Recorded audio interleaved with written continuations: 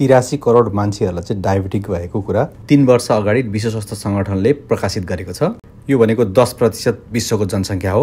Diabetes अर्थात् मधुमेह भएको बिरामीले चिनीको अलावा के खान सकिन्छ त? मधुमेहका बिरामीलाई लक्षित गरेर स्टेभिया भन्ने एउटा वनस्पतिबाट स्वीटनर बनाइएको छ, जुन चाहिँ चिनीभन्दा 200 देखि 300 गुणा बढी गुलियो मानिन्छ।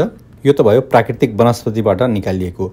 यो बाहेक सुक्रालेज, एस्पार्टेम, स्याकरिन लगायतका विभिन्न स्वीटनरहरू बजारमा छन्। त्यस्तै सुगर फ्री बेकरी र कन्फेक्सनरीहरूमा सर्बिटोल, माल्टिटोल लगायतका अल्कोहल सुगरहरू युज हुने गर्छन्। अब कुरा गरौँ चिनीभन्दा यी कति गुलिया छन् त?